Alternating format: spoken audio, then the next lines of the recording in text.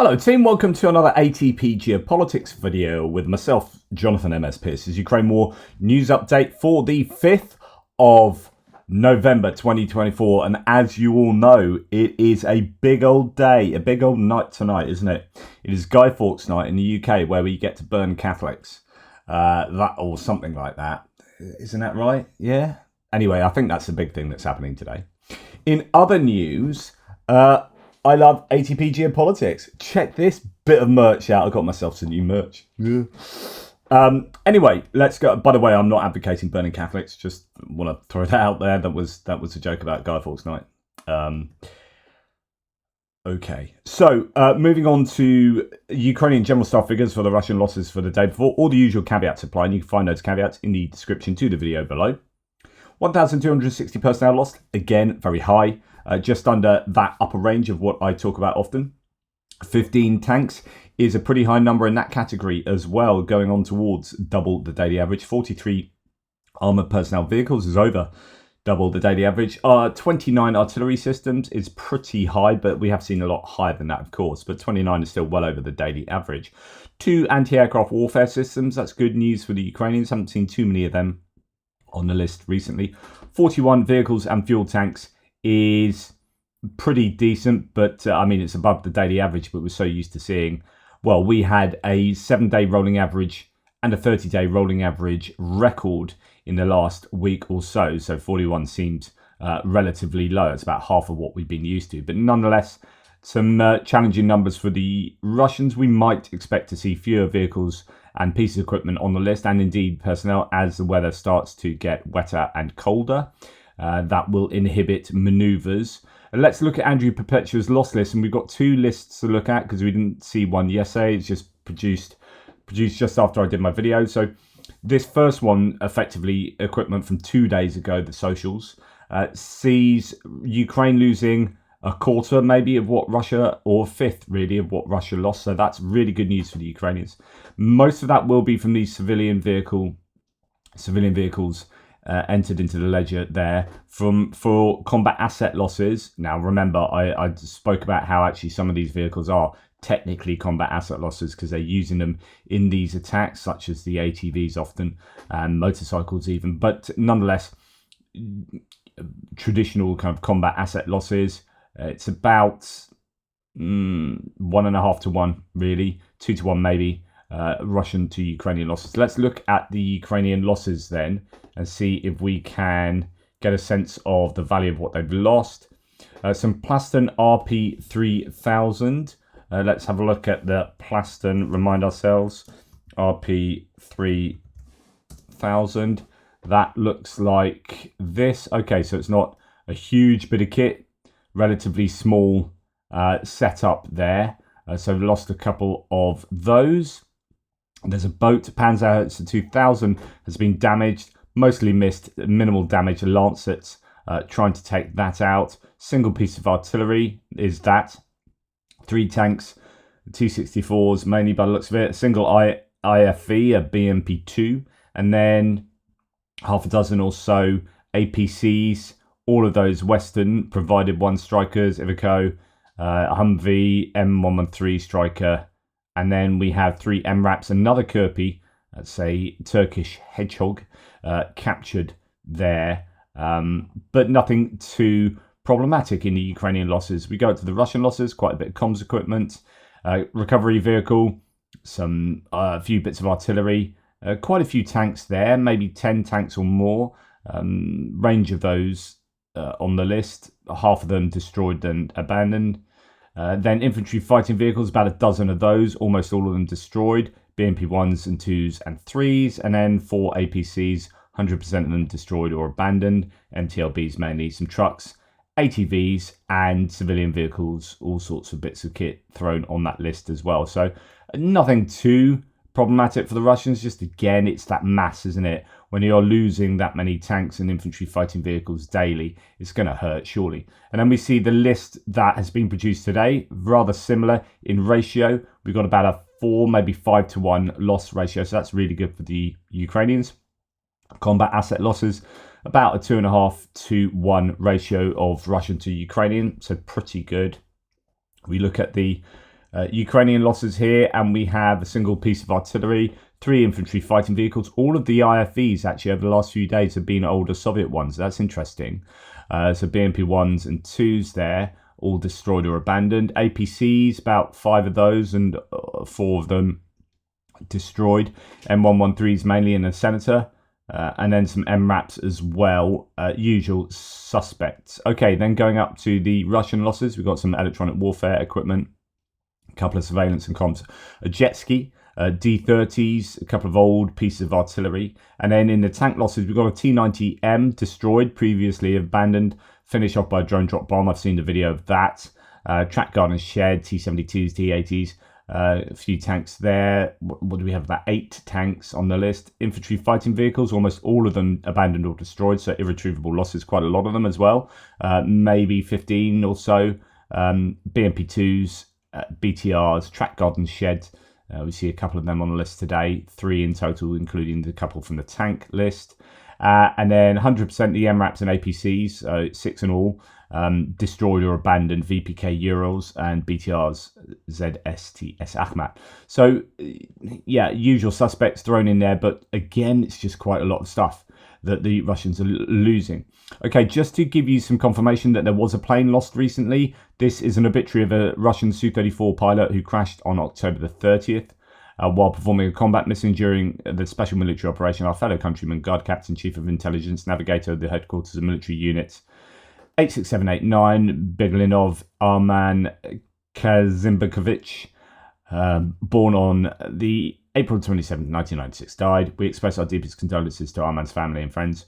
Blessed memory of the defender of the fatherland who valiantly fulfilled his military and civic duty. There he is. So he, one presumes the plane was shot down. Again, as I often say, not sure how it was shot down. There are rumours have been flying around, no pun intended, concerning the use of an F-16 to shoot down a plane recently. I don't know if it's that one.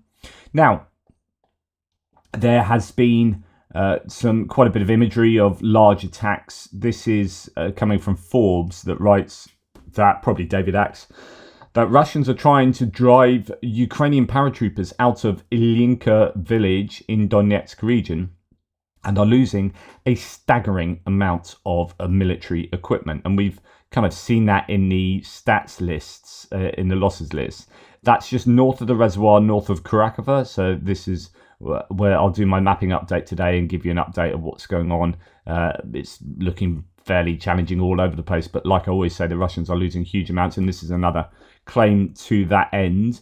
Ukrainian soldiers have shot down dozens of Russian vehicles, primarily factory-built BMP-3s, and when they started to run out, older BMP-2s and MTLBs appeared. The car massacres on the road towards Ilinka helped to increase the losses of Russian army to a record level. On November the 2nd, 206 Russian vehicles were destroyed, damaged and abandoned. If this village and the surrounding settlements fall, the occupiers can move north and surround the Ukrainian army garrison in Kurakova. So it's an important move, but they are, like we always say, they are being made to pay for every square kilometre. And it's just, yeah, absolutely huge losses around here. Like we saw when they were taking Novomykhailivka sometime previously, not too far away from there. They're just losing so much kit and personnel, but still they managed to press on. Okay, distance strikes last night and another massive wave of drones, 79 in total, 100% of which were shot down in different ways. So 48 were intercepted conventionally, 30 of them were lost to electronic warfare, so that gives you 78, and then 1 returned to Russia, almost certainly spoofed. So that's good news for the Ukrainians, and a 100% interception rate for the Kh-59 and 69 missiles as well. So that's good news too. Now, Russia has not attacked Ukraine with Kh-101 missiles for 61 days. So these are your kind of basic cruise missiles. They are stockpiling until winter, according to one source. During this period, they could produce at least 120 missiles of this type. At the Olenia Engels 2 air bases, there are 15 Tu-95Ms that fire them. But the question is, why are they not firing these cruise missiles? There is a theory that the cruise missiles could just get shot down more easily, and so they're not quite as useful as they were at the beginning of the war compared to ballistic missiles like Iskander M's that get through. But then there are other theories as well, such as the Black Sea Fleet is unable to fire off these cruise missiles. They're hemmed in back in Novorossiysk, and they are potentially unable to load them as easily onto the vessels in Novorossiysk. So that could be an issue. It could be that stockpiles have been hit. It could be that factories that make them have been hit. I mean, there are lots of reasons. Or it could be that they're stockpiling for a massive wave of missiles, which could also be the case. But of course, the more missiles you stockpile, the more planes you need to fire them, right? So actually, it might not be so useful. It's not like, the more you have, the more you can fire all at once, because there are other variables that control how many you can fire at any given time. So I would think that they would already stockpile beyond, if they are manufacturing them at the required rates, they would already be well beyond their stockpiles. That's 2 months of not firing these missiles. Well, their stockpiles will be well beyond the rates at which they can fire them easily within, say, a day or two. So I don't know. The more hopeful outlook is that Russia is really struggling to produce or store them because they've been hit either way, or sanctions are taking their toll.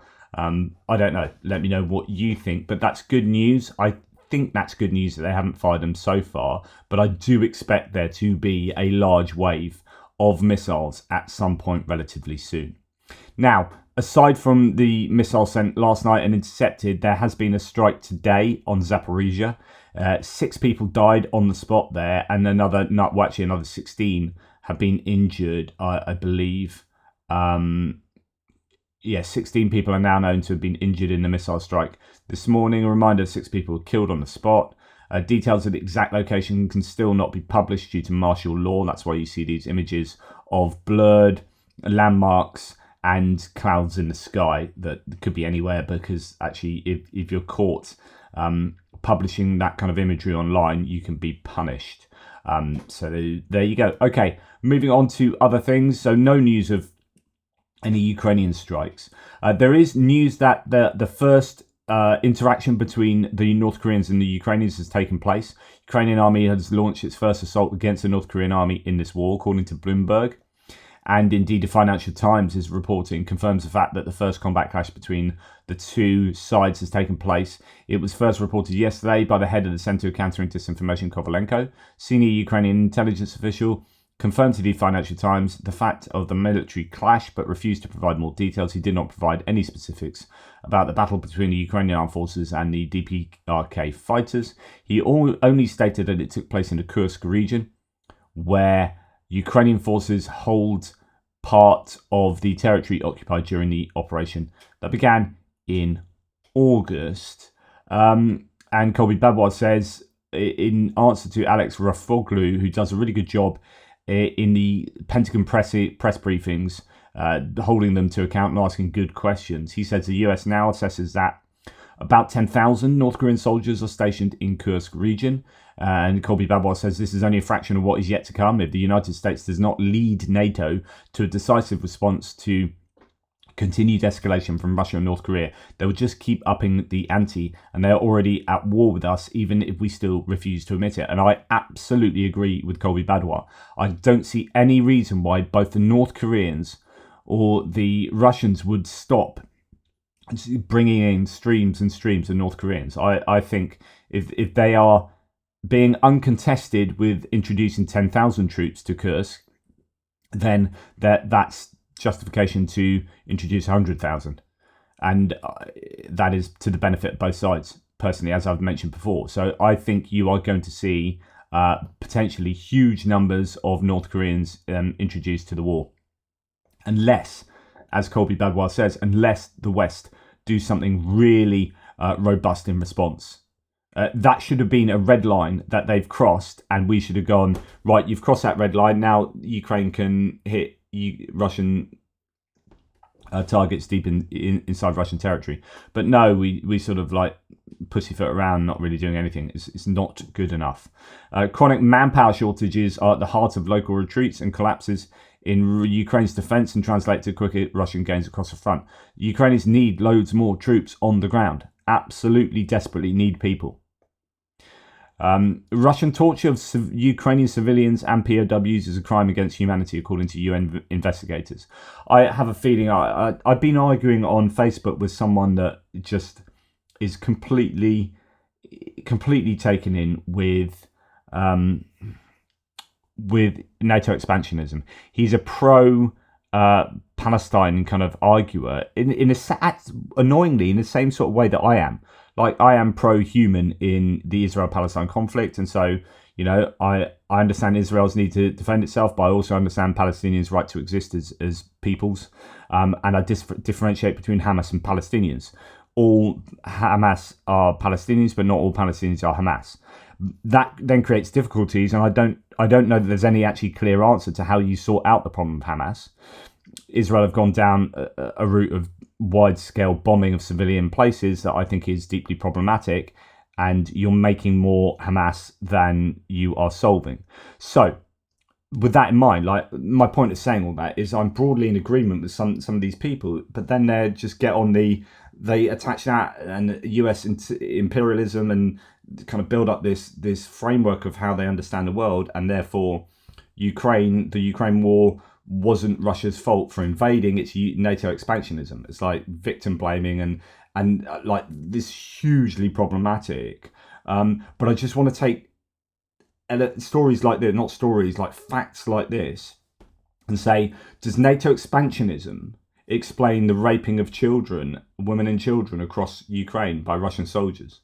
Is that NATO expansion's fault? Is that NATO's fault? Should we blame NATO for that? Yeah? No, it's not. It's not at all, is it? So, okay, where's your moral evaluation now of what's going on? Because I can give you a moral evaluation and political evaluation that holds Russia fully responsible for bleeding everything.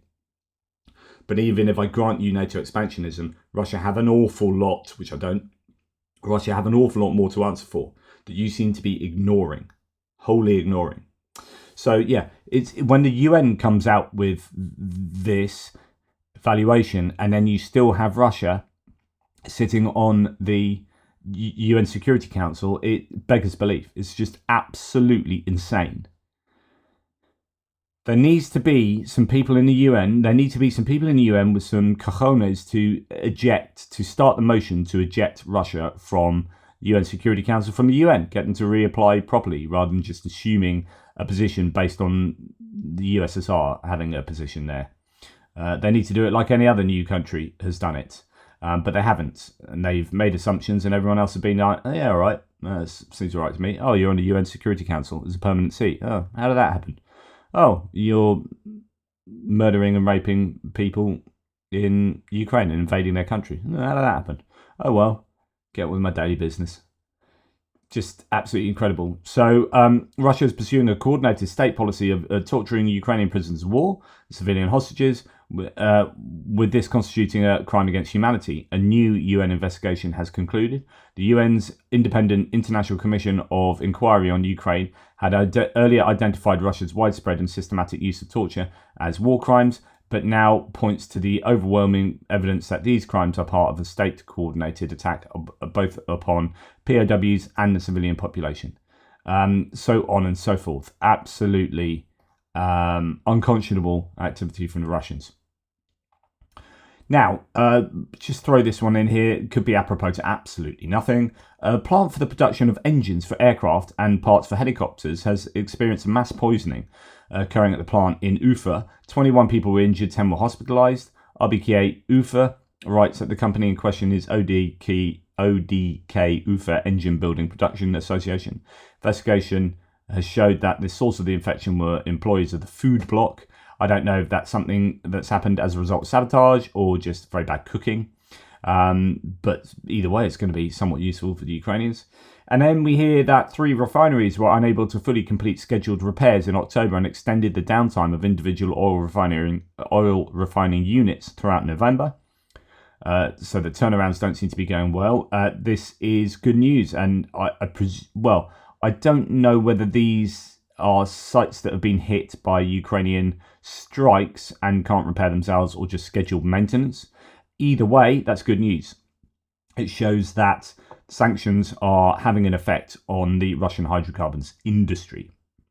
Anyway, that's enough rambling on from me. Thank you very much for listening. I do appreciate your support very, very much so. Thank you for all the very kind people on Buy Me a Coffee, on PayPal and whatnot, who have supported the channel and allow me to do what I do. It honestly is incredibly meaningful, and those who support with memberships and the supply of memberships as well. You know who you are. You're all wonderful people. I will be doing some. I'm unsure what to do about the US elections, because I guess the results are going to come throughout the middle of the UK night. So I might get an early night tonight. I'll tell you what, when this US election is over, I'm going to get some sleep. I was late to it today because, oh man, I am behind on like hours and hours of sleep. Yes, so I don't quite know what to do about the US elections. I'd like to do a live and have a look at some of the results as they come in, because that's how cool I am. So I'll have a think about that. You guys take care though, and I'll speak to you soon.